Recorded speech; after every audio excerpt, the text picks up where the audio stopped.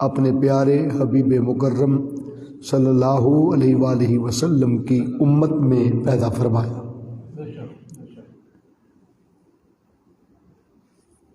خلیفہ اول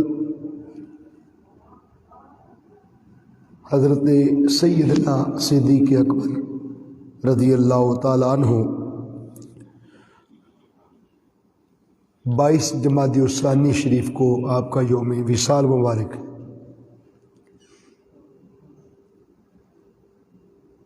ان کا اپنے محبوب نبی صلی اللہ علیہ وآلہ وسلم کے ساتھ جو والہانہ تعلق عشق تھا، ان کے تعلق عشقی پر چند باتیں آج آپ کی نظر کرنی۔ یہ قرآن مجید فرقان حمید کا فیصلہ ہے۔ صحابہ کرام رضوان اللہ علیہ مجمعین میں سے کوئی صحابی بھی ہو، تمام صحابہ کرام کے لیے بالاجماع یہ بات ہے کہ وہ نہ کسی کو اپنی ذات کی وجہ سے دوست بناتے تھے اور نہ ہی اپنی ذات کی وجہ سے کسی کو دشمن بناتے تھے۔ ان کی دوستی کا معیار بھی ذات مصطفیٰ ہوتی اور ان کی دشمنی کا معیار بھی ذات مصطفیٰ ہوتی صلی اللہ علیہ وسلم۔ وہ آقا ہی کی وجہ سے کسی کے دوست ہوتے اور وہ آقا ہی کی وجہ سے کسی کے دشمن ہوتے، اور یہ فیصلہ قرآن مجید فرقان حمید میں ہے۔ اللہ نے قرآن پاک میں فرمایا محمد الرسول اللہ صلی اللہ علیہ وسلم والذین معہ، محمد صلی اللہ علیہ وسلم اللہ کے سچے رسول ہیں، اور وہ جو اس رسول صلی اللہ علیہ وآلہ وسلم کی ہر وقت معیت میں، ان کی صحبت میں، ان کی سنگت میں، ان کے ساتھ پیوستہ رہ کر، ان سے منسوب اور مربوط رہ کر، معہو سے مراد حضور کے صحابہ کرام رضوان اللہ مجمعین ہیں۔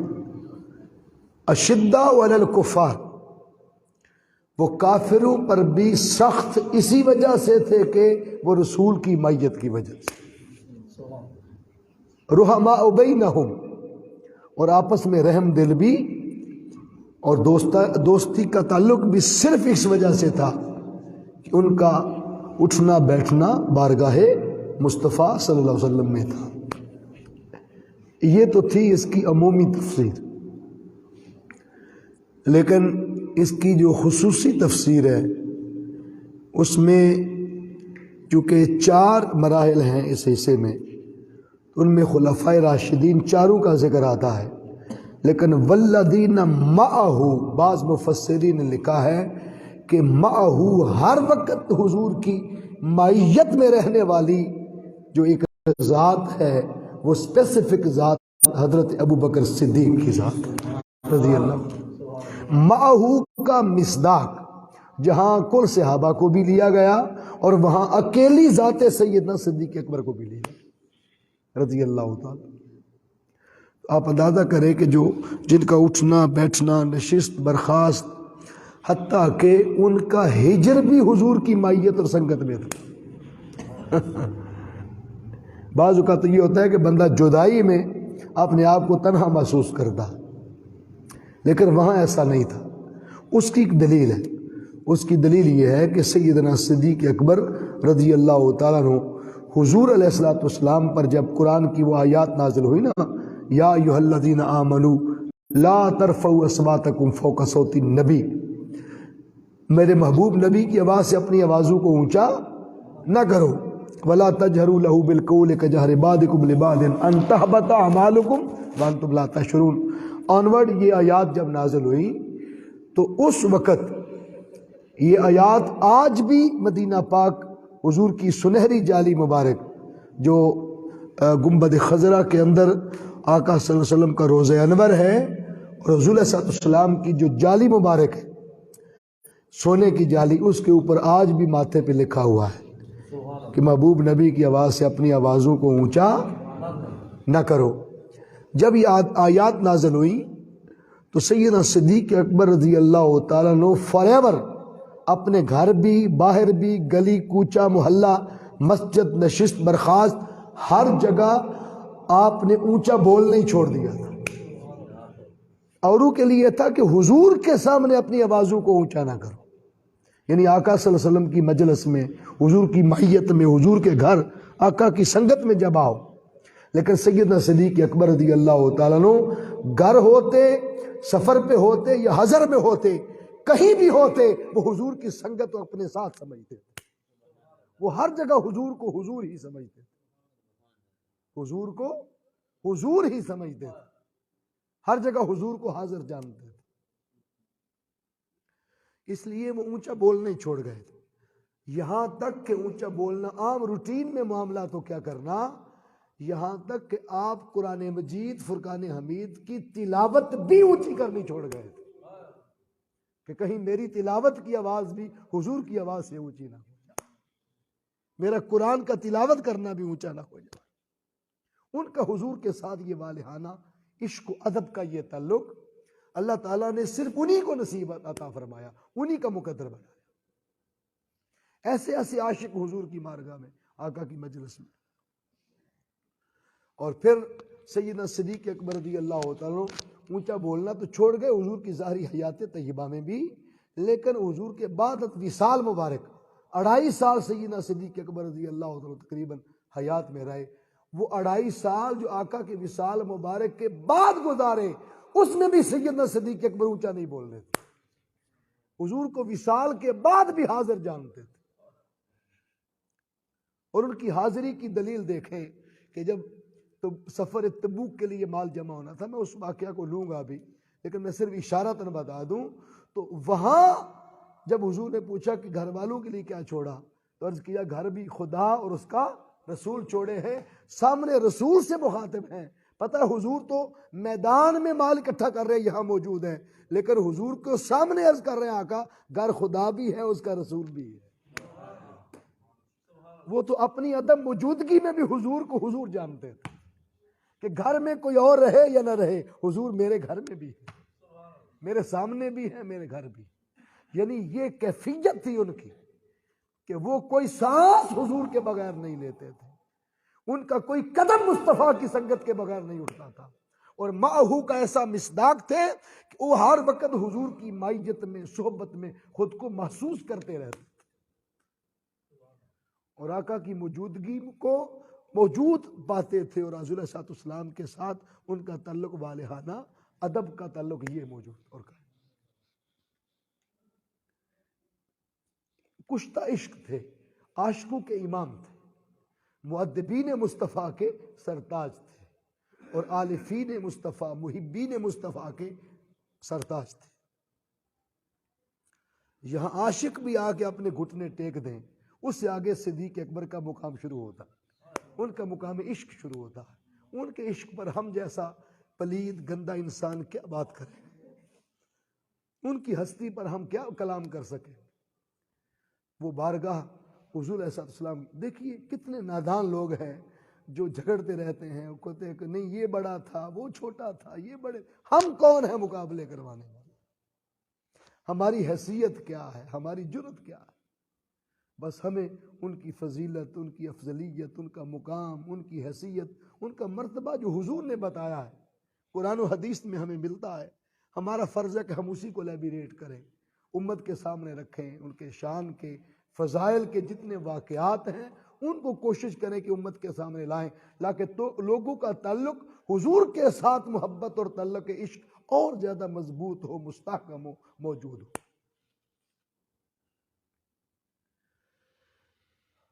تو سبب سے میں نے تو قرآن پاک کی آیات جو ان کی شان میں ہی نازل ہوئی، سورہ اللیل کی، واللیل کی آیات ہیں، اور آخری جو 5 آیتیں میں نے تلاوت کی ہیں، یہ پانچوں کی پانچوں آیات سیدنا صدیق اکبر کی شان میں نازل ہوئی۔ جن کی شان میں قرآن نازل ہو، جن کی شان میں رب کلام کرے، اللہ اپنی وحی بھیج دے، وہاں خطیب کیا بیان کریں گے، علماء کیا بیان کریں گے، ہم اپنے الفاظ کیوں وہاں بیان پیش کر سکیں؟ اور قربان جائیں اللہ رب العزت نے اس وقت یہ قرآن کی آیات نازل کی، ان کا جو شان نزول ملتا ہے وہ یہ ملتا ہے کہ سیدنا صدیق اکبر رضی اللہ تعالیٰ عنہ، آپ کو پتہ ہے کہ مکہ میں، مدینہ میں، عرب میں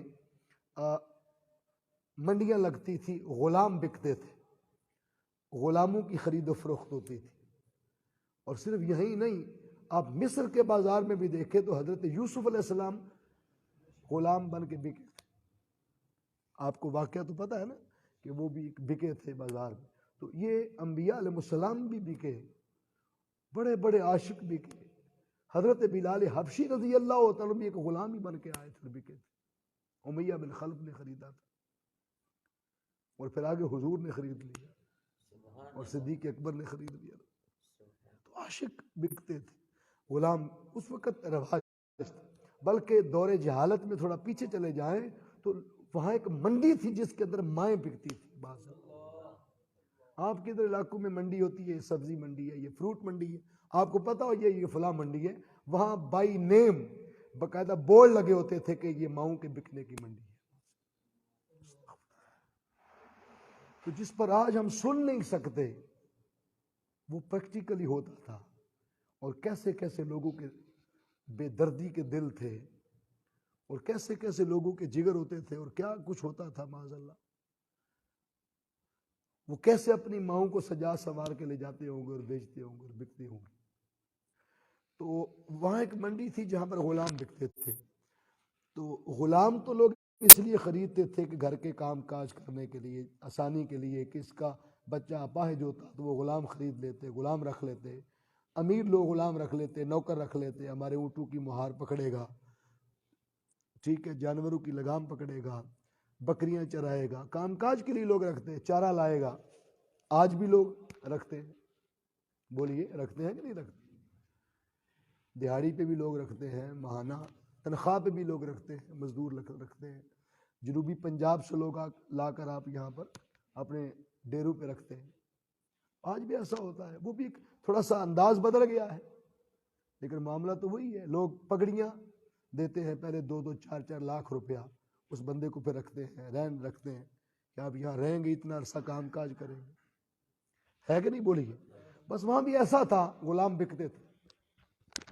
تو جب حضرت صدیق اکبر رضی اللہ تعالیٰ فجر کے بعد اس منڈی میں چلے جاتے، اکثر معمول ہوتا، چلے جاتے، یہ بات آپ کو بہت کم ملے گی، اکثر آپ منڈی میں چلے جاتے جہاں غلام بکتے، اور جا کے کھڑے رہتے، کسی کی بولی نہیں لگاتے تھے، کھڑے رہتے۔ جب اچھے اچھے غلام لوگ خرید کے لے جاتے، تگڑے صحت مند کام کاج کے جو ہوتے لوگ خرید کے لے جاتے، جب وہ رہ جاتے جنہیں کوئی نہ خریدتا اور کوئی بولی نہ لگاتا، حضرت صدیق اکبر ان کے خریدار بن جاتے۔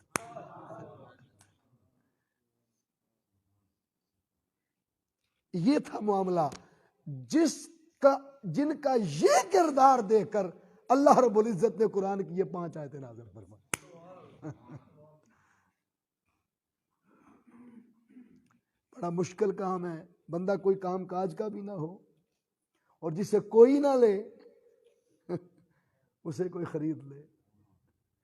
تو اس طرح کے غلام لاتے، بالکل یا کوئی اپاہج ہوتا یا دبلا پتلا، بالکل کام کاج والا نہ ہوتا، کسی کی ہڈی ٹوٹی ہوتی، کسی کی پسلی ٹوٹی ہوتی، کسی کا بازو نہ ہوتا، کسی کا ہاتھ نہ ہوتا، اس طرح کے ناتواں، کمزور، ضعیف، بوڑھے جنہیں کوئی نہ لے جاتا۔ آپ جب منڈی جاتے ہیں مزدور لینے، ایمانداری سے بتائیں، جو آ جائے سامنے پکڑ کے لے آتے ہیں آپ؟ بولیے، آپ 10-15 منٹ 20 منٹ ضائع کرتے ہیں، لگاتے ہیں، تلاش کرتے ہیں، دیکھتے ہیں نشئی تو نہیں ہے، کوئی ایسا بندہ نہ پلے پڑ جائے جو کام ہی نہ کرے اور دہاڑی شام کو مانگ لے۔ آپ ایک دہاڑی کے لیے نہیں خرید لے اور ہمیشہ لانا پڑے بندہ، تو بغیر جانچ پڑتال کے لے آئیں گے؟ بولیے، نہ نسب چیک کرتے، نہ حسب چیک کرتے، نہ پوچھتے کہاں سے آیا، کدھر سے آیا، بس دیکھتے جس کا کوئی خریدار نہ ہوتا اس کے خریدار صدیق اکبر ہوتے رضی اللہ عنہ، اور انہیں یہ خیرات بارگاہ مصطفیٰ سے ملی صلی اللہ علیہ وسلم، کیونکہ حضور نے فرمایا انا ولی من لا ولی لہ، جس کا کوئی والی نہیں اس کا میں محمد والی ہوں صلی اللہ علیہ وسلم۔ یہ ہے معہ، معیت کا یہ رنگ ایسا چڑھا، حضور کی سنگت و قربت کا ایسا رنگ چڑھا کہ حضور نے فرمایا جس کا کوئی والی نہیں اس کا میں مصطفیٰ والی ہوں۔ تو جس کا کوئی خریدار نہ ہوتا اس کے خریدار صدیق اکبر ہوتے تھے۔ یہ فیض انہیں ڈائریکٹ حضور کی بارگاہ سے صلی اللہ علیہ وسلم۔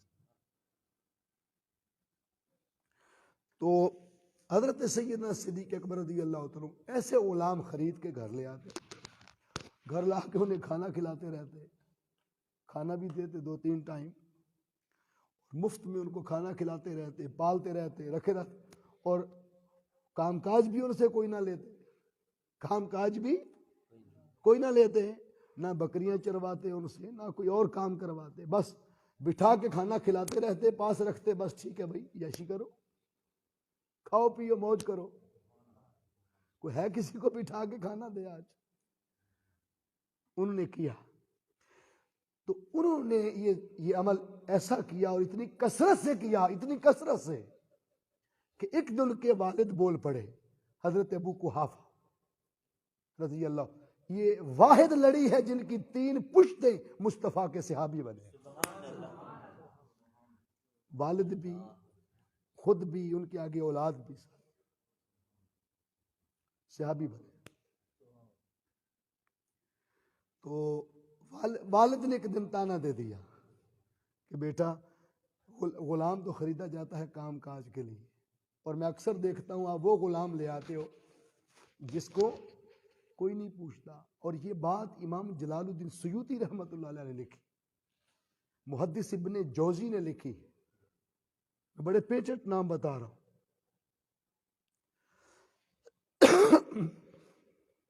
شاہ اسماعیل حقی نے لکھی، آپ محدث ابن جوزی کا نام لے لیں، شاہ عبدالعزیز محدث دہلوی، شاہ عبدالحق محدث دہلوی کو لے لیں، امام ابن ابی یعلا کو لے لیں، انہوں نے المسند میں لکھی، اور بے شمار صحابہ اکرام رضوان مجمعین نے اس بات کو آگے روایت کیا ہے، پوچھا ہے۔ والد ابو قحافہ وہ کہنے لگے بیٹا آپ وہ لے آتے ہو جس کو کوئی نہیں رکھتا، اور کوئی کام کاج کے لیے آتا ہے غلام، تو آپ اپاہج، گرے ہوئے، ناتواں، کمزور، ضعیف لے آتے ہو جنہیں کوئی نہیں لیتا، تو کام کاج کے لیے غلام خریدے جاتے ہیں، تو آپ ایسا کیوں کرتے ہیں؟ سیدنا صدیق اکبر رضی اللہ تعالی نے کوئی اور بات نہیں کی، کہا بابا میں کوئی غلام اپنے لیے نہیں خریدتا، جو خریدتا ہوں صرف رب کی رضا کے لیے خریدتا ہوں۔ بس اتنا جملہ بولنے کی دیر تھی، ادھر حضور پر قرآن نازل ہو گیا، ادھر آقا پر قرآن نازل ہو گیا، بات حضرت صدیق اکبر کے گھر ہو رہی ہے اور خبر مصطفیٰ کو دی جا رہی ہے صلی اللہ علیہ وسلم، قرآن حضور پر آ رہا ہے صلی اللہ علیہ وسلم۔ جبریل آ گئے، وَسَيُجَنَّبُهَا الْأَتْقَى، اور اس آگ سے اس بڑے پرہیزگار شخص کو بچا لیا گیا، اس بڑے پرہیزگار شخص کو بچا لیا، جن کا نام والدین نے حضرت عبداللہ رکھا تھا، اور ان کی کنیت ابو بکر تھی، ابو بکر بیٹے تھے ان کے والد ابو بکر، اور آپ کے 2 لقب معروف تھے، صدیق اور عتیق، اور لطف کی بات یہ ہے کہ یہ دونوں لقب قرآن سے بھی جاری ہوئے اور صاحب قرآن کی زبان سے بھی جاری ہوئے، والذی جاء بالصدق وصدق بہ، انہیں صدیق قرآن نے بھی کہا، ٹھیک ہے، اتقا کہہ کر انہیں عتیق قرآن نے بھی کہا، اور عتیق کہتے ہیں جسے جہنم کی آگ سے آزاد کر دیا گیا ہو۔ حضور علیہ السلام نے ایک دن صحابہ سے کہا کہ آؤ تمہیں دکھاؤں جسے جہنم کی آگ سے آزاد کر دیا گیا ہے، اتنی دیر میں صدیق اکبر تشریف لے آئے، آقا نے مخاطب کر کے فرمایا انت عتیق من النار، ابو بکر آپ ہیں جن کو جہنم کی آگ سے رب نے آزاد کر دیا ہے۔ انہیں عتیق کا ٹائٹل بھی حضور سے ملا، صدیق کا ٹائٹل بھی، اور صدیق کا ٹائٹل کس دن ملا کہ جس دن حضور صلی اللہ علیہ وسلم معراج کر کے واپس تشریف لا رہے تھے، جب آپ جبرائیل امین علیہ السلام کے ساتھ کوہ طور کے قرب سے گزر رہے تھے تو جبرائیل امین نے پوچھا، حضور علیہ السلام نے پوچھا، جبریل میں اس وقت معراج پہ گیا جب کسی کو کانوں کان خبر نہیں، لوگ سوئے ہوئے تھے، میں چلا گیا، جب میں نکل گیا تو ہر شے جامد ہو گئی، لوگ مردہ ہو گئے، اور میں جب لوٹا تو ہر کوئی سویا ہوا تھا۔ تو میری معراج کی کہ راتوں رات میں جنت دیکھ آیا، ملائکہ سے ملاقات ہوئی، انبیاء علیہ السلام سے ملاقات ہوئی، بیت المقدس میں انبیاء نے میرے پیچھے نماز پڑھی، قبر میں کھڑے ہو کے موسیٰ علیہ السلام نے مجھ پر سلام پڑھا، درود پڑھا، اور آسمانی کائنات سے میں نکل گیا، پھر سدرہ پر ملائکہ ملے، پھر حوران جنت سے ملاقات ہوئی، رب سے ملاقات ہوئی، خدا کا عرش دیکھایا۔ یہ سارے نظارے بن دیکھے میری کون تصدیق کرے گا، کون مانے گا؟ ابھی یہ بات کہہ رہے تھے، جبرائیل امین علیہ السلام بول پڑے، یا رسول اللہ اتنا میں جانتا ہوں کہ آپ کی معراج کو بن دیکھے کوئی اور مانے یا نہ مانے، اس معراج کی تصدیق صدیق اکبر کریں گے، آپ کا یار ابو بکر کرے گا۔ اور یہ وجہ تھی کہ وہ ادھر جو گفت و شنید ہو رہی تھی، جو بات ہو رہی تھی رستے میں، ادھر ابو جہل کو وقت پڑا ہوا تھا، وہ صبح سویرے اٹھا اور دروازہ ابو بکر پر جا کے کھڑا ہو گیا۔ آپ باہر نکلے، پوچھا بھائی صبح صبح تیری سانس پھولی ہوئی ہے، خیریت تو ہے؟ جو جس کے دروازے پر آ جائے خیریت نہیں ہوتی، خیر تو ہے نا؟ دروازے پر آ کے کھڑا ہو گیا ہے۔ اس نے کہا کہ آپ بتائیں، اگر کوئی شخص یہ دعویٰ کرے کہ میں راتوں رات جنت دیکھ آیا، عرش دیکھ آیا، سماوی کائنات دیکھ آیا، انبیاء سے ملاقات کر آیا، اللہ کو بے پردہ دیکھ آیا، تو کیا آپ مانتے ہیں کہ ایسا ممکن ہے کہ راتوں رات کوئی بندہ یہ دعویٰ کرے؟ انہوں نے کہا کہ اگر کوئی یہ دعویٰ کرے تو میں اس بات کو نہیں مانتا، اگر کوئی کرے تو میں نہیں مانتا۔ اب اس نے سوچا جو میں نے جال پھینکا تھا اس میں یہ پھنس گئے، اب نام لیا کہ یہ دعویٰ پھر آپ کے نبی، آپ کے یار صلی اللہ علیہ وسلم نے فرمایا ہے۔ اتنی بات کہنے کی دیر تھی، صدیق اکبر مچل گئے، جھوم گئے۔ آپ فرماتے ہیں خدا کی قسم یہ دعویٰ میرے سرکار نے چھوٹا کیا ہے، اگر اس سے بھی بڑا کوئی دعویٰ میرے مصطفیٰ کریں تو میں آنکھیں بند کر کے محمد کو ماننے کو تیار ہوں صلی اللہ علیہ وسلم۔ بس اس کے منہ پر ایسا تماچا پڑا اس بات کا کہ وہ پھر نکل گیا سڑتا سارا سلسلہ۔ مقصد یہ ہے بات کرنے کا کہ جہاں صدیق صداقت اور تصدیق کر کے بنے، آقا صلی اللہ علیہ وسلم کی معراج کی، انہیں وہ ٹائٹل، وہ لقب عطا کیا گیا۔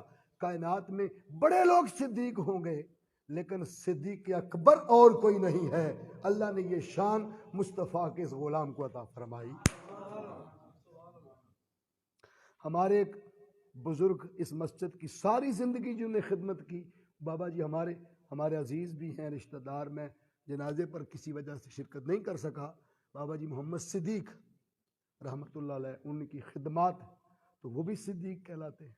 اللہ تعالیٰ ان کے درجے بلند فرمائے، ان کی بخشش و مغفرت کی باقاعدہ دعا انشاءاللہ بعد میں کریں گے، اللہ ان کے درجے بلند کرے، جنت الفردوس میں اعلیٰ مقام عطا فرمائے۔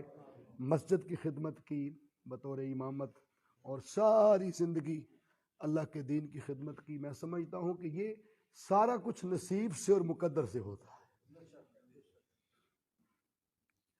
تو بات کر رہے تھے کہ ان کو یہ ٹائٹل، یہ لقب نصیب ہوئے، تو اللہ فرماتا ہے وَسَيُجَنَّبُهَا الْأَتْقَى، یہ جو عتیق کا لقب ہے، اتقا، اس سے فرمایا کہ بس اس آگ سے اس بڑے پرہیزگار شخص کو بچا لیا جائے گا، کس کو؟ الَّذِي يُؤْتِي مَالَهُ يَتَزَكَّى، جو اپنا مال اللہ کی راہ میں دیتا ہے، کہ اپنے مال اور جان کی پاکیزگی حاصل کرے، یعنی دیا مال ہے رب کی راہ میں، لیکن اس مال نے ان کے مال کو بھی پاک کر دیا اور ان کی جان کو بھی پاک کر دیا۔ مال اللہ کی راہ میں صدقہ لوگ کرتے ہیں کس لیے؟ کہ کیا ہو جائے؟ بولیے، پیچھے پڑا مال پاک ہو جائے۔ ہم باقی مال کو پاک کرنے کے لیے مال دیتے ہیں۔ اللہ فرماتا ہے جو صدق کے دل سے میری راہ میں مال دیتا ہے، میں خالی مال کی پاکی نہیں، اس کے جسم و روح، اس کی جان کی پاکی کی بھی گارنٹی عطا فرما دیتا ہے۔ اس لیے اس کی راہ میں دیے جانے والے جو ٹاپ لیول کے مال ہے اس کو زکوٰۃ کہتے ہیں، اور زکوٰۃ کا لغوی معنی ہی پاکیزگی ہے۔ زکا، تزکا، مزکا، تزکیہ نفس ایک لفظ بولتے ہیں، نفس کا پاک ہونا، پاک صاف ستھرا اجلا۔ پھر عام طور پر لوگ سمجھتے ہیں کہ شاید اللہ کی راہ میں مال دیتے ہیں تو ظاہر ہے بظاہر تو مال گھٹ جاتا ہے نا، 100 میں سے 2.5 روپے دیتے ہیں، لاکھ میں سے 2.5 ہزار دیتے ہیں نا۔ دینے والا حساب نہیں ہمیں آتا، اکثر لینے والا حساب جلدی آتا ہے، ٹھیک ہے؟ تو 2.5 ہزار دیتے ہیں لاکھ میں سے، تو پیچھے کتنا بچ جاتا ہے؟ 97.5 بچ جاتا ہے۔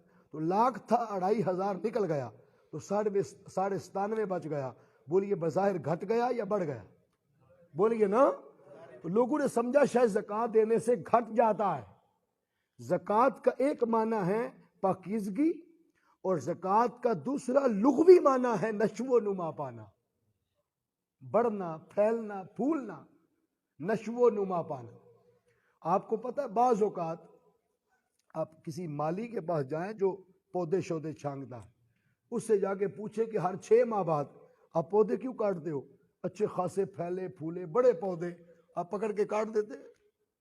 آپ آئے دن سمڑیال جاتے ہیں تو وہاں لوگ تراش رہے ہوتے ہیں سڑکوں پر پودے، تو کیا جواب ملے گا؟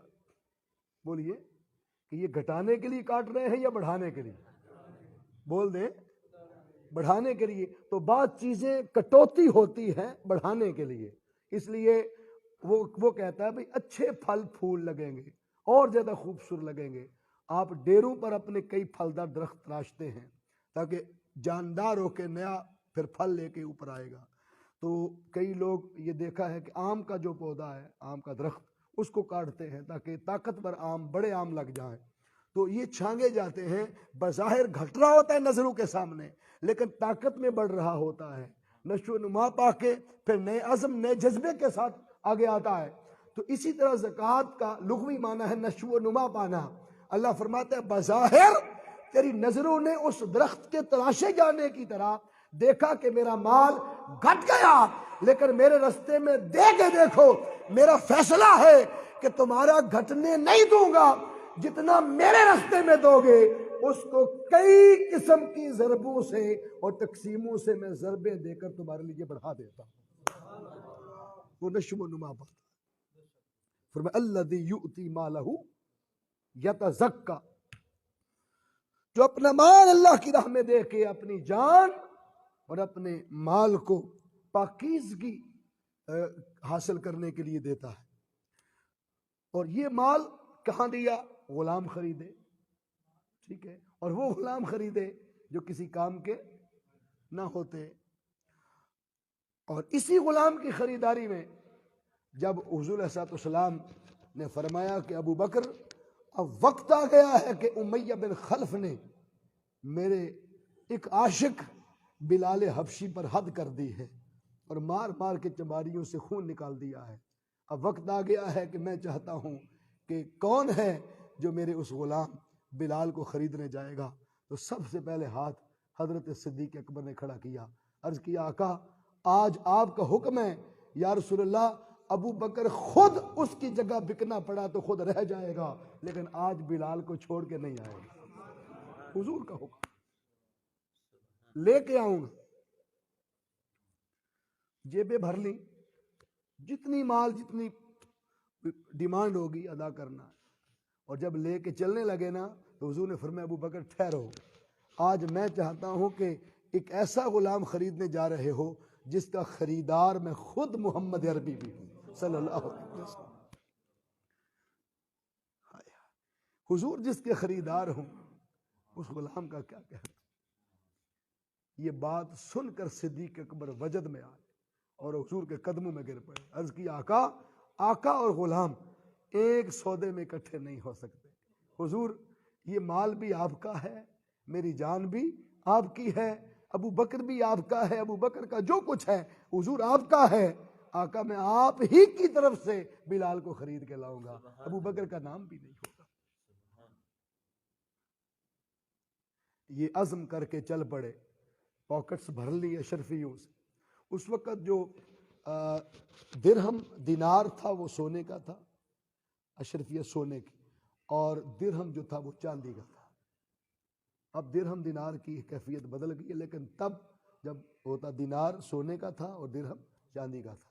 تو اشرفیوں سے سونے سے جیبیں بھر لیں اور جا کر امیہ بن خلف کو دیکھا کہ اس نے حضرت بلال حبشی رضی اللہ عنہ کو چت نیچے لٹایا ہوا ہے، کڑکتی دھوپ ہے، خود وہ چھتریوں کے نیچے کھڑے ہیں اور بلال حبشی رضی اللہ تعالیٰ کو کڑکتی دھوپ کے اندر اور تپتے ریتے پر لٹایا ہوا ہے، اور ان کے سینے پر 10 پہلوانوں نے، 10 لوگوں نے مل کر ایک بھاری پتھر اٹھا کر حضرت بلال کے سینے پر رکھا ہوا تھا۔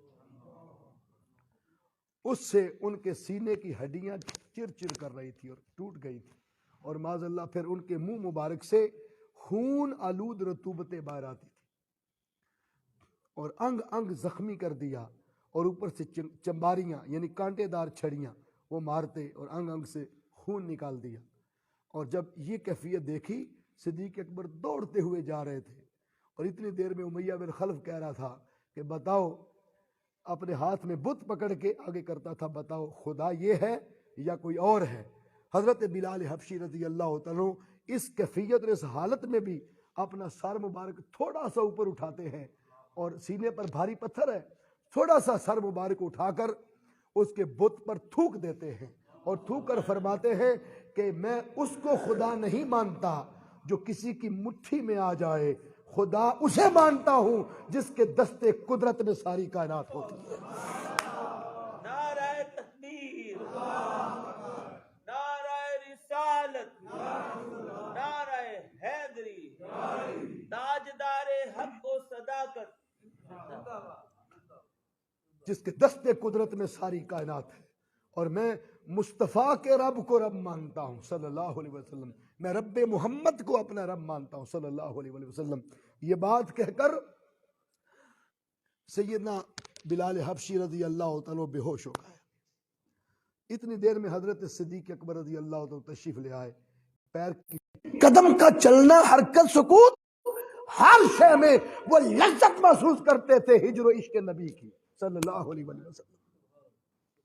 پاؤں کی ٹھوکر ماری، پتھر اڑا کے رکھ دیا، اور بلال حبشی کو اٹھا کر سینے سے لگا لیا۔ اتنی دیر میں امیہ بن خلف کے لوگ آگے بڑھے حضرت صدیق اکبر کو پکڑنے کے لیے، آپ نے یوں الٹے پاؤں ہاتھ سے یوں مارا، وہ دور جا گرے۔ آپ نے فرمایا امیہ بن خلف، اس غلام کے بدلے جو مانگتے ہو مانگو، آج سودا چھوڑ کے نہیں جاؤں گا، مجھے حضور نے بھیجا صلی اللہ علیہ وسلم، آج چھوڑ کے نہیں جاؤں گا۔ اور بلال کی اس سے بڑھ کر اور تکلیف دیکھی نہیں جاتی۔ بطور آقا تو نے جو ظلم و ستم ڈھانا تھا ڈھا دیا، اب بڑے آقا نے بھیجا ہے، اس لیے ابو بکر آج چھوڑ کے جانے والا نہیں ہے۔ اتنی بات ہوئی، امیہ بن خلف نے ساتھ اپنے پورا گینگ تھا دہشت گردوں کا، ایک پورا گروپ تھا، ان سے آنکھوں سے آنکھیں ملائیں کہ جس کی ہڈیاں ہم نے پیس دیں، انگ انگ سے خون نکال دیا، کسی کام کاج کا نہیں رہا۔ تو غلام تو ہوتا ہے کام کاج کے لیے، اس کے پلے کچھ نہیں، پھر بھی یہ منہ مانگی قیمت دے رہا ہے، عجیب دیوانہ ہے۔ جب ایک دوسرے سے آنکھوں سے آنکھیں ملائی، اشارہ یہ ہوا ان کو ایک دوسرے سے کہ امیہ بن خلف اتنا مال مانگ لو کہ ابو بکر دے ہی نہ سکے، ابو بکر دے ہی نہ سکے۔ بعض اوقات کوئی چیز نہ دینی ہو تو بندہ اس کی قیمت زیادہ مانگ لیتا ہے، نہ ہوں گے، نہ خریدے گا، نہ لے کے جائے گا۔ اس نے منہ کھولا، جو مانگ سکتا تھا اس نے مانگ لیا۔ اسے کیا خبر تھی کہ صدیق تو خریدتے ہی اسے ہے جو کسی کام کا نہیں ہوتا۔ ان کی تو پریکٹس تھی ایسے غلام خریدنے کی، ان کی تو خواہش تھی، ان کا تو شوق تھا، ان کا تو ذوق تھا، وہ تو عام روٹین میں ایسے غلام خریدتے تھے۔ اس غلام کے خریدار تو خود محمد عربی تھے صلی اللہ علیہ وسلم۔ ان کو جذبہ عشق صدیق کا کیا خبر تھی اور کیا علم تھا۔ سیدنا صدیق اکبر رضی اللہ تعالیٰ نے ایک ہی جیب میں ہاتھ ڈالا، اشرفیاں اٹھا کر اس کے منہ پہ پھینکی، اور جب غلام خریدتے تھے تو یوں پھینکتے تھے مال، ایک وہاں پر ایک روٹین ہوتی تھی، مال یوں پھینکا جاتا تھا، یوں پھینکا مال۔ آپ نے جب وہ امیہ بن خلف نے پکڑا، دیکھا تو وہ اشرفیاں اس کی کوٹیبلٹی اور اس کی معمول کی گنتی سے زیادہ تھیں، جو اس نے مانگا اس سے زیادہ تھیں۔ کہا یہ تو زیادہ ہے۔ حضرت صدیق اکبر نے فرمایا اس سے بھی زیادہ مانگتا تو ابھی تو ایک جیب میں ہاتھ ڈالا ہے، آج چھوڑ کے نہ جاتا۔ اتنی بات ہو رہی تھی، صدیق اکبر نے دوسری جیب میں ہاتھ ڈالا، کچھ اشرفیہ اور نکالی، بلال کے سر سے وار کے فرمایا بلال کا صدقہ بھی رکھ لو۔ تجھے کیا خبر حضور کے عاشق کیسے ہوتے؟ اور وہ بلال معلوم ہے کیا کہتے ہیں؟ اگر ذوق بن گیا ہے تو بلال کا ایک شعر آپ کی نظر کر دوں، کروں؟ بلال کہتے ہیں میں بھی ہوں ایک مٹی کا پیالہ عشق کے بازار میں وہ مٹی ہوں جسے لایا گیا، گوندا گیا، پیالہ کی شکل بنائی گئی، چکی میں گھمایا گیا، پھرایا گیا، پھر اسے سینچا گیا، پھر ڈیزائن کیا گیا، اور پھر اسے چھوٹی آگ پر، پھر بڑی آگ پر، پھر ظلم کی سب سے بڑی آگ پر جلایا گیا، پکایا گیا۔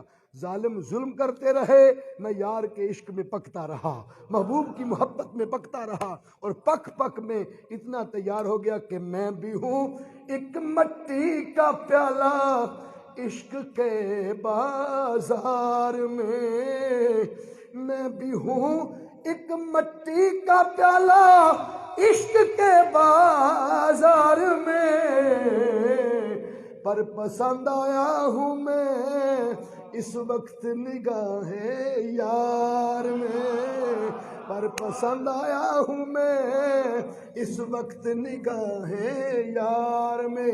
مل کے پڑھ لے، پر پسند آیا ہوں میں اس وقت نگاہ یار میں، پر پسند آیا ہوں میں اس وقت نگاہ یار میں۔ جب تک بکے نہ تھے کوئی پوچھتا نہ تھا، تو نے خرید کر مجھے انمول کر دیا، اور ایسا کر دیا کہ حوروں کی سردار بھی معراج کی رات حضور کو گلدستہ پیش کرے۔ آقا فرمائے ہم تحفے لیتے ہیں تو دیتے بھی ہیں، مانگ کیا مانگتی ہے؟ اس نے کہا دینے والے لینے والی سے بہتر جانتے ہیں۔ حضور نے فرمایا جا اے حوروں سردار، تیرے شوہر کا نام بلال حبشی رکھ رہا ہوں۔ کل جنت کی حوروں کی سردار کے شوہر کا نام حضرت بلال۔ آپ لوگوں کے پیمانے رشتے تلاش کرنے کے اور ہیں، چہرہ خوبصورت ہونا چاہیے، ناک ایسی ہونی چاہیے، آنکھیں ایسی ہونی چاہیے، مال اتنا ہونا چاہیے، منصب ایسا ہونا چاہیے، مگر قربان جائیں مصطفیٰ کریم کے اس محبت برے اسلوب پر کہ آقا یہ نہیں، حضور علیہ السلام نے یہی تو ہمیں سمجھایا ہے کہ کسی کالے کو گورے پر اور کسی گورے کو کالے پر، کسی غریب کو امیر پر، کسی امیر کو غریب پر، کسی اجمی کو عربی پر، کسی عربی کو اجمی پر، کوئی فوقیت حاصل نہیں الا بالتقوی۔ یہ وجہ ہے کہ حضور کی دہلیز پر ایک کالے رنگ کا جوان آتا ہے، اس کے دل میں ایک بات ہوتی ہے، حضور دل کی بات جان کر پوچھتے ہیں تیری شادی ہو گئی ہے؟ عرض کی آقا میرا رنگ کالا ہے، مجھے کون رشتہ دیتا ہے؟ میرے ہونٹ موٹے ہیں، مجھے کون رشتہ دیتا ہے؟ میرے بال گنگریالے ہیں، میرے پیر لمبے ہیں، آقا مجھے کون رشتہ دیتا ہے؟ حضور نے فرمایا تیرے خاندان میں ہے، آقا چچا کی بیٹی ہے، رشتہ مانگ چکے، وہ انکار کر چکے۔ حضور نے فرمایا آج خود نہیں جانا، آج محمد عربی کا نام لینا ہے، مجھے کہنا میں خود نہیں آیا، مجھے حضور نے بھیجا ہے۔ بس جا کے دروازہ نوک کیا، چچا دروازے پر آئے، کون؟ کہا آپ کا کالے رنگ کا بھتیجا آیا ہوں۔ پوچھا کیسے آئے ہو؟ کہا آج خود نہیں آیا، آج حضور نے بھیجا ہے، آپ کی بیٹی کا رشتہ۔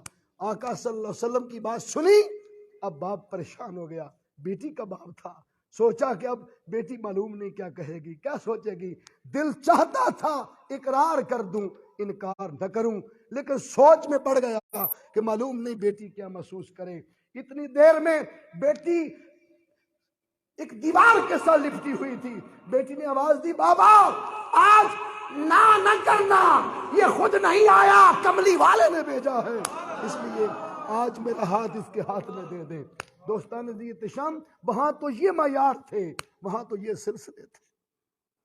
اور حوروں کی سردار کے ذہن میں ایک مزہ آیا، اس نے کہا آقا آپ نے جو عطا کیا مجھے قبول ہے، لیکن ازرہ مزہ عرض کر رہی ہوں، حضور میں حوروں کی سردار، اور وہ کالے رنگ کا بلال، موٹے موٹے ہونٹ، گنگریالے بال، لمبے پیر، میں حوروں کی سردار ہوں، 1.25 لاکھ غلاموں میں سے میرے لیے کوئی اور غلام نہیں تھا۔ اتنی بات یہ ابھی لبوں پر تھی، تاجدار کائنات نے فرمایا حوروں کی سردار نخرہ نہ کر، یہ تو میں نے کہہ دیا تجھے بلال دیتا ہوں۔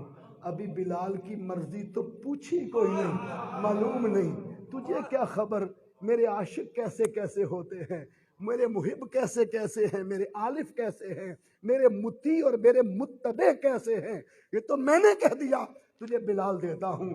معلوم نہیں میرا مکھڑا چھوڑ کر وہ تجھے تکنا بھی گوارا کرے یا نہ کرے،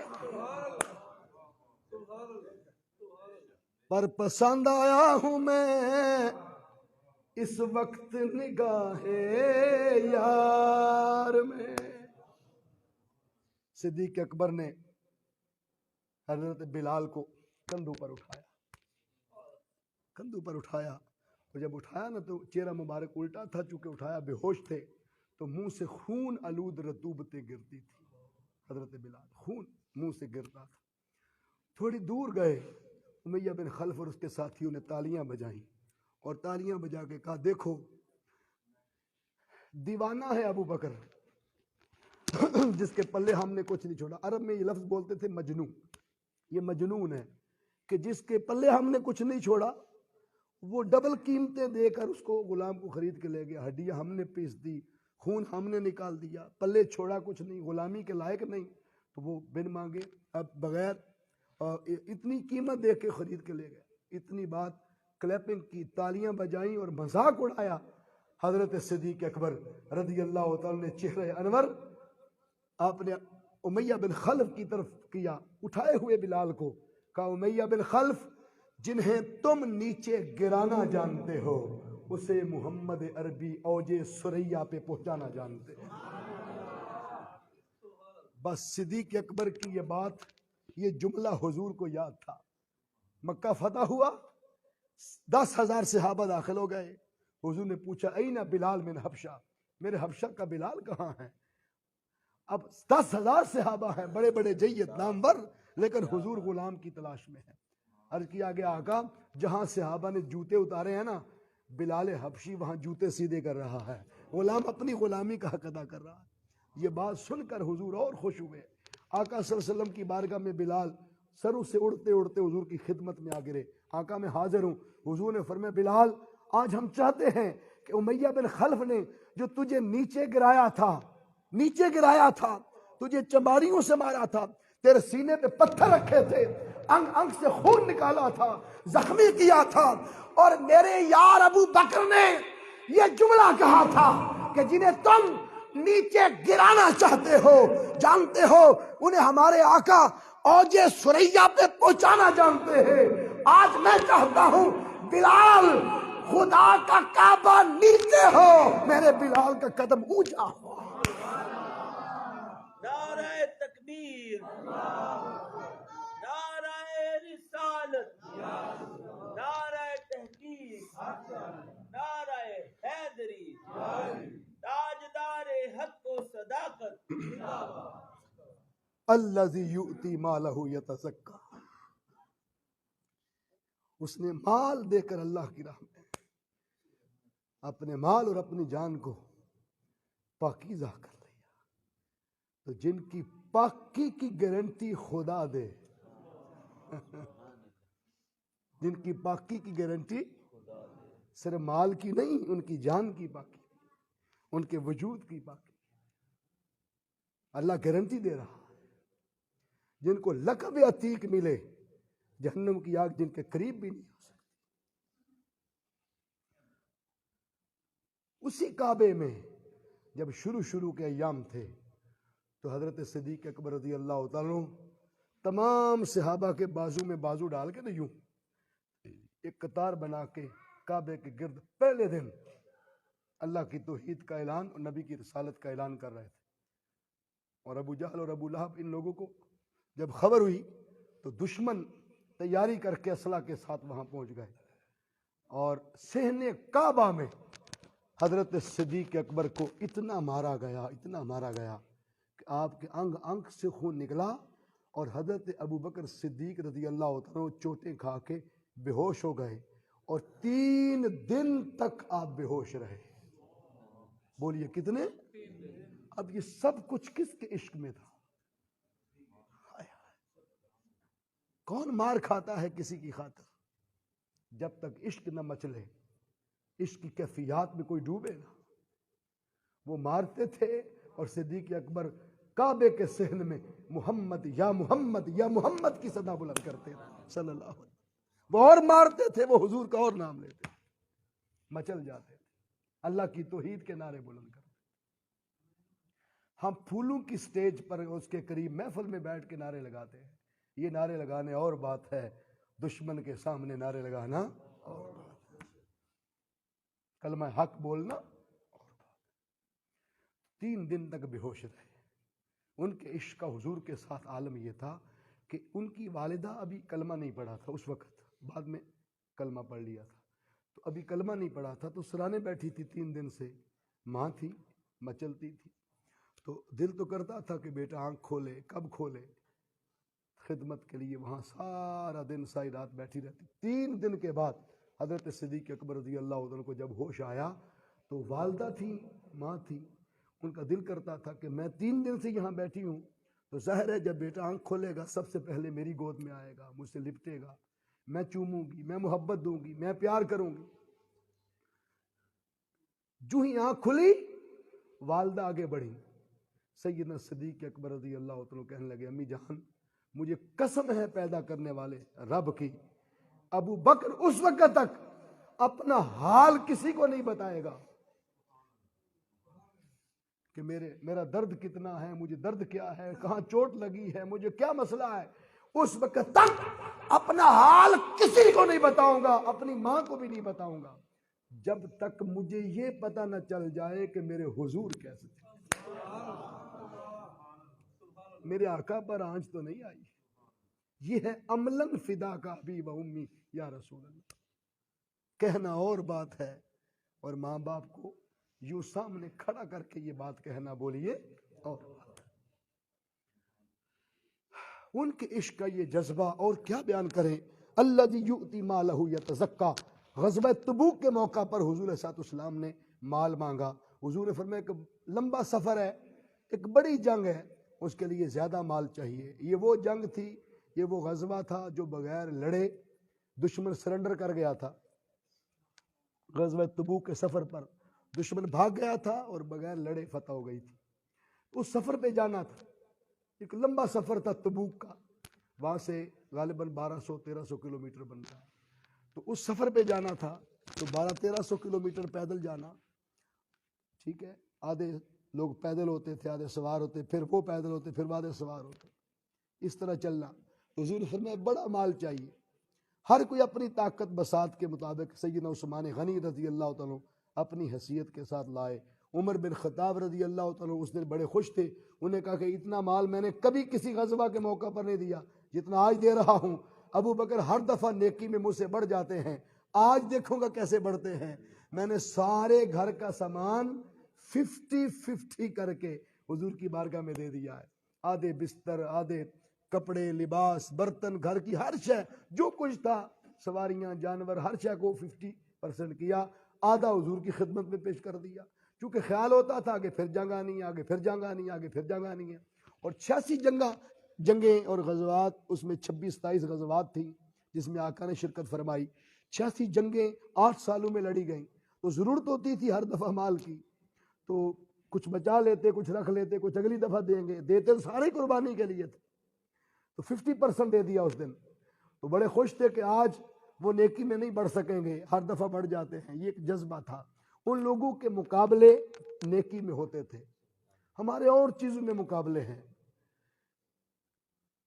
ابھی سوچ رہے تھے، ادھر حضرت صدیق اکبر رضی اللہ تعالیٰ عنہ اپنے گھر سے اپنے سامان کا ریڑا لے کے نکلے. اور وہ ریڑا کیا تھا سنیں گے تو جس کی آنکھ ابھی تک نہیں بہی شاید وہ بہنے پہ مجبور ہو جائے. اشکوں کے رنگ حضور کی خدمت میں آنے کے بڑے نرالے ہیں، بڑے انوکھے. آج اپنی چادر کوئی نہیں اتار کے دیتا، اپنی جرسی کوئی نہیں دیتا.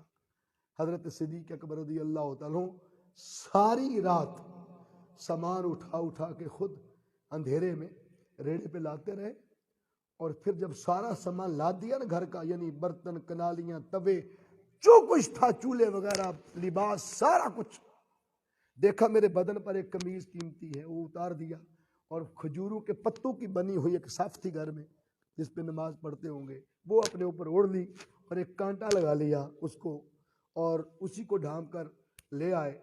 وہ رکھنے کے بعد پھر آپ نے دیا جلایا، اور آدھی رات جو باقی بچ گئی تھی، اس آدھی رات میں فجر تک دیا دیواروں کے ساتھ لگا لگا کے چیک کرتے رہے کہ وہ جو سوئی دیواروں کے ساتھ لٹکی ہوتی ہے، وہ سوئی، اور اس سوئی کے نکے میں 2 فٹ 1 فٹ کا دھاگا بھی میرے گھر نہ رہ جائے، مصطفیٰ نے مانگا۔ گھر کی سوئیاں، سلائیاں، ہر شے اٹھا کے رکھ لی، اور آپ متعجب ہوں گے یہ سن کر جب دیکھا کہ جو دراز گوش ہے نا، گدھا جس کو آگے ریڑے کے آگے باندھنا تھا، وہ چرتے چرتے پہاڑ کی دوسری طرف چلا گیا ہے، دور چلا گیا۔ اگر اسے لینے گئے تو آقا کا قافلہ نکل جائے گا، اس کو لینے نہیں گئے، ریڑے کے آگے خود لگ گئے، اور سواری کی جگہ خود۔ آپ کو معلوم ہے کتنا مشکل تھا، اور جدھر سے گزرنا تھا، وہ جو عبداللہ بن ابی منافقوں کا سردار تھا، رستے میں اس کا گھر تھا، خیال تو آتا ہوگا کہ منافقوں کا سردار دیکھ کے کیا کہے گا، کبھی نے سواریاں بھی نہیں ملتی، خود جھک گئے، خود لگ گئے، تانے تشنید سب کچھ ہونے کے باوجود انہیں پرواہ نہیں ہوتی تھی اپنے نفس کی، انہیں پرواہ صرف یار کی ہوتی تھی۔ یار کیسے خوش ہوگا، محبوب کیسے خوش ہوگا۔ ریڑے کے آگے لگ کے سامان گھسیٹ کے لا رہے، لدا ہوا گھر کا سامان ہو، اور پھر ریڑے کے آگے خود جھکے ہوئے۔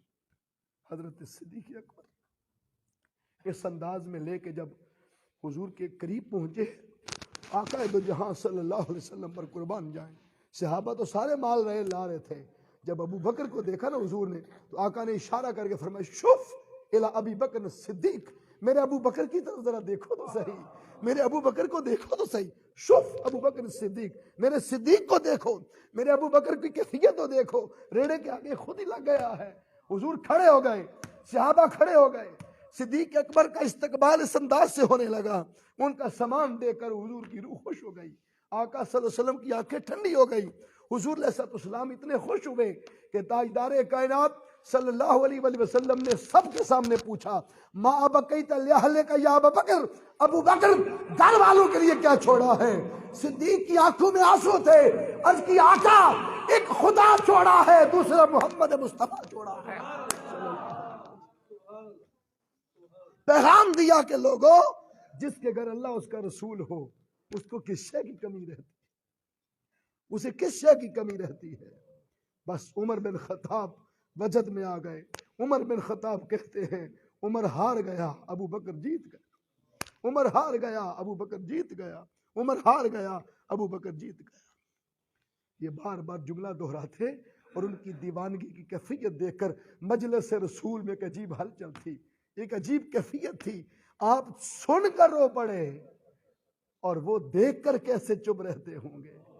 ان کا منظرنامہ اگر کوئی آنکھوں کے سامنے لائے تو پھر آپ کو سمجھ آئے کہ اس مجلس کی کیفیت کیا ہوگی۔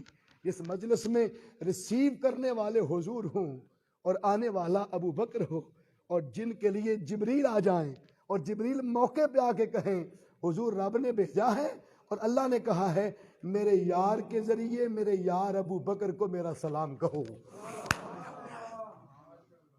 میرے یار کے ذریعے میرے یار ابو بکر کو سلام کہو، اور سلام کہہ کے کہنا، ابو بکر سارا مال اللہ کی راہ میں دے دیا ہے، اپنے رب پہ راضی تو ہونا۔ اللہ کی عزت کی قسم، بڑے بڑے نبی اور بڑے بڑے رسول بھی سر بسجود ہو کے اسے راضی کرتے رہے۔ سلیمان علیہ السلام نے ساری دنیا کا جو مال تھا اکٹھا کر کے مسجد اقصیٰ پر لگا دیا، اور بیت المقدس بنایا، اتنا مال لگایا، اور لگا کر پھر بھی انہیں کہنا پڑا رب اوزعنی ان اعمل صالحا ترضاها، مولا اس بیت المقدس میں مجھے وہ عمل صالح کرنے کی توفیق عطا فرما کہ تو راضی ہو جا۔ سب کچھ دے کے بھی اسے راضی کرتے رہے۔ آج ابو بکر نے کیا دے دیا تھا کہ رب کو کہنا پڑا ابو بکر مجھ پہ راضی تو ہونا۔ یہ بات سن کر صدیق اکبر ایک پاؤں پہ گھوم گئے، 3 چکر کاٹے، 3 چکر، اور 3 جملے فرمائے، انا ان ربی رادن، انا ان ربی رادن، انا ان ربی رادن، میں اپنے رب پہ راضی ہوں، میں اپنے رب پہ راضی ہوں، میں اپنے رب پہ راضی ہوں۔ یہ بات کرتے کرتے گر پڑے، ارے نقش بندیوں کے پیشوا سے چشتیوں کا وجد ثابت ہے۔ صدیق اکبر رو کر گر پڑے، عرض کیا میرے سرکار، ایک غلام اپنے آقا سے کیسے ناراض ہو سکتا ہے؟ حضور مجھے رب سے پوچھ کے بتا دیں، میرا سب کچھ لے کر وہ مجھ پہ راضی تو ہو گیا ہے نا۔ اور اسی مقام کے لیے اقبال کلندر سیالکوٹی اور کلندر لاہوری قلم اٹھاتا ہے، اور اقبال ابو بکر صدیق کے اس منظر نامے کو بیان کرتے ہوئے کہتا ہے، خودی کو کر بلند اتنا کہ ہر تقدیر سے پہلے، خودی کو کر بلند اتنا کہ ہر تقدیر سے پہلے، خدا بندے سے خود پوچھے بتا تیری رضا کیا ہے، خدا بندے سے خود پوچھے بتا تیری رضا کیا ہے، الذی یؤتی مالہ یتزکا، اگر ان کے صرف مال حضور پر لوٹانے کی ہی بات کروں تو رات گزر سکتی ہے اور یہ بات ختم بولو نہیں ہو سکتی۔ ان کی مال کی اتنی قربانیاں ہیں، پھر ان کی جان کی قربانیوں کا عالم کیا ہوگا، پھر ان کے ادب کے معیار میں حضور پر قربانی کا عالم کیا ہوگا۔ حاضرین محترم، بس یہ آیات ان کی شان میں 5 اس وقت نازل ہوئی جب مال ایسے غلاموں پر خرچ کرتے جنہیں کوئی خریدتا نہ، صدیق اکبر ان پر مال خرچ کرتے۔ بات آخر پر ختم کرتے ہوئے، یہ ایسا موضوع ہے کہ کئی دن بھی لگ جائیں تو یہ موضوع بولو ختم نہیں ہو سکتا۔ ہماری پسلی اجازت نہیں دیتی اور ہماری کیپیسٹی اتنی نہیں کہ ہم راتوں کو جاگ سکیں اور ایسے موضوعات پر سیر حاصل باتیں سن سکیں، لیکن بہرکیف زندگی کا نظام ہے، سسٹم ہے، اس نے بھی چلنا ہے۔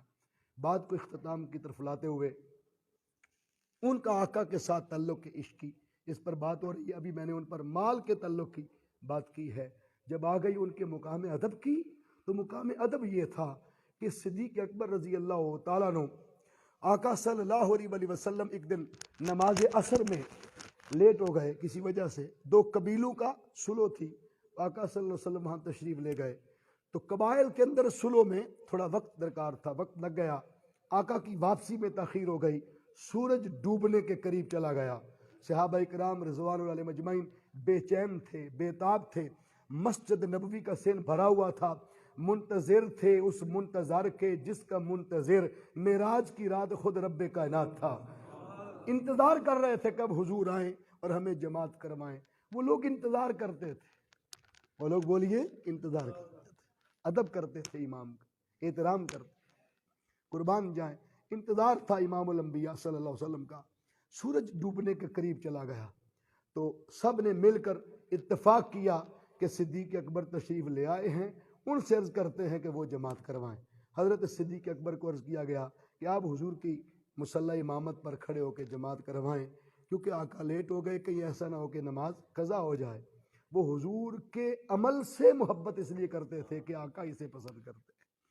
بس ابھی صدیق اکبر کھڑے ہوئے ادھر جماعت کے لیے، پہلی رکعت تھی، اتنی دیر میں حضور بھی تشریف لے آئے، صحابہ نے ہاتھوں پر ہاتھ مارے، ہاتھوں پر ہاتھ مارے، بتایا کہ آقا تشریف لے آئے ہیں۔ اب ہوا یہ کہ صحابہ نے صفیں پیچھے ہٹ گئے اور آقا کے لیے رستہ بنایا، صفیں چیرتے ہوئے حضور آ گیا، صفیں ٹوٹ گئیں، ادھر کی ادھر ادھر کی ادھر، صفیں چیرتے ہوئے آقا آگے تشریف لے آئے۔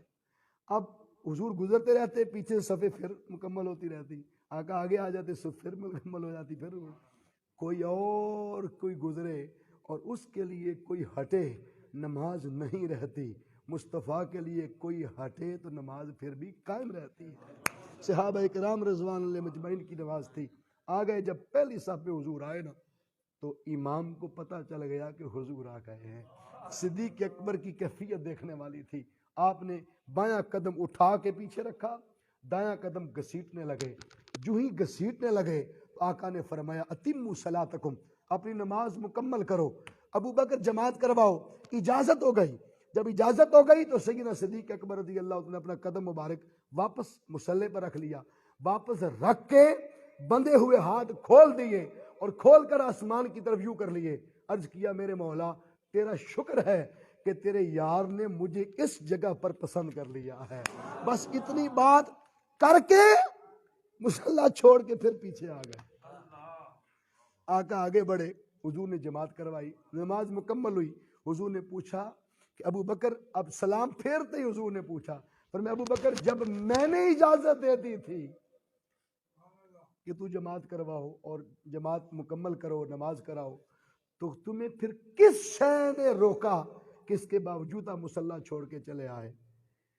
صدیق اکبر کا جملہ سننے والا ہے، آپ کہتے ہیں آقا ابو قحافہ کے بیٹے کی کیا مجال کہ محمد کے آگے کھڑا ہو جائے صلی اللہ علیہ وسلم، چاہے نماز ہی کیوں۔ ہر جگہ سکھایا الامر فوق الادب، امر ادب سے بھی اوپر ہے، لیکن جب بارگاہ مصطفیٰ ہو ادب اوپر ہے، ادب اوپر ہے۔ صدیق اکبر نے مصلی چھوڑ دیا، اور پھر جب ایام وصال مبارک آقا صلی اللہ علیہ وسلم کے وصال مبارک کے ایام تھے، 3 دن بعد آقا صلی اللہ علیہ وسلم نے وصال فرما جانا تھا، تو 3 دن آقا مسجد نبوی میں تشریف نہ لا سکے۔ ساتھ حجرہ پاک تھا، صحابہ دروازوں کے ساتھ اور حجرے کے باہر پردے کے پیچھے روتے رہتے تھے کہ حضور چہرہ مبارک نہیں دکھا رہے۔ 3 دن گزر گئے جنہیں ہر نماز میں انتظار ہوتا تھا، حضور کب آئے ہم دیدار کریں، کھڑے رہتے تھے۔ 3 دن کھڑے رہے صحابہ، روتے رہے حضور کے انتظار میں۔ تو جب سارے روتے رہے تو عاشقوں کے امام کا کیا عالم ہوگا، عشاقان مصطفیٰ کے رہبر، مطیعان مصطفیٰ کے رہنما کا عالم کیا ہوگا۔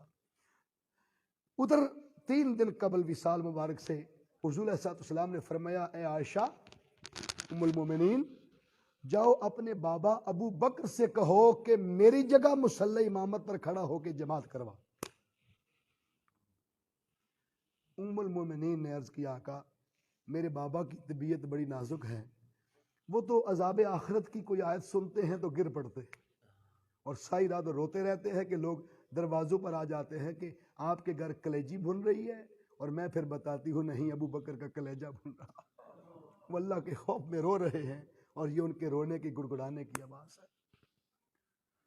تو وہ تو عذاب آخرت کی کوئی آیت سنیں اور پڑھیں، تلاوت کرے تو گر پڑتے ہیں، آقا بے ہوش ہو جاتے ہیں وہ، تو ان سے ایسا نہیں ہوگا کہ وہ جماعت کروا سکیں، یہ تو ہوش میں رہنے والے بندے کے لیے ہے۔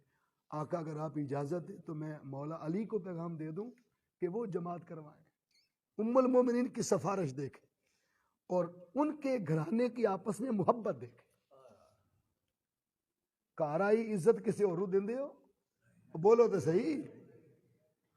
ام المومنین حضرت عائشہ صدیقہ رضی اللہ تعالیٰ عنہا سفارش کر رہی ہیں کہ حضور میرے بابا کی بجائے مولا علی شیر خدا سے کہے وہ جماعت کر۔ میرے حضور نے پھر فرمایا عائشہ ابو بکر اپنے بابا سے کہو کہ میرے مصلی پر امامت کروائے۔ پھر سفارش کی آقا اگر آپ اجازت دیں تو مولا علی پڑھا، میرے بابا کی طبیعت نزاکت والی ہے۔ حضور نے تیسری بار پھر فرمایا عائشہ ابو بکر سے کہو کہ میری جگہ مصلی امامت پر کھڑا ہو۔ پھر تیسری بار مولا علی کا نام پیش کیا۔ اس پر حضور نے فرمایا عائشہ جب رب مجھے ابو بکر کا ہی نام دیتا ہے تو میں علی کو کیسے کہہ دوں۔ یہ ادھر سے منظوریاں ہیں۔ سیدنا صدیق اکبر رضی اللہ عنہ کھڑے ہو گئے۔ اس دن آقا صلی اللہ علیہ وسلم کے وصال مبارک کا دن تھا، تو آقا صلی اللہ علیہ وسلم نے چک کا پردہ ہٹا کے دیکھنا چاہا کہ میرے یار کے پیچھے سارے یار نماز کیسے پڑھ رہے ہیں۔ حضور نے وہ کیفیت دیکھنا چاہی، بس تھوڑا سا پردہ، یہ جو پہلی صف ہے دوسری اور تیسری، یہ تیسری صف، جہاں یہ بزرگ لائن پہ بیٹھے ہیں، آپ لوگ بیٹھے ہیں، تیسری صف کی سیدھ میں بائیں طرف کھڑکی تھی، حجرہ پاک کا دروازہ تھا، 3 صفیں، سمجھ آ گئی بات کی؟ تیسری صف میں سیدھ میں آقا صلی اللہ علیہ وسلم کا حجرہ مبارکہ دروازہ تھا۔ حضور نے جب چک کا پردہ اٹھایا نا، صحیح بخاری شریف کی حدیث ہے، صحابہ کہتے ہیں مسجد نبوی کا حال نبی کے چہرے کے نور سے منور ہو گیا۔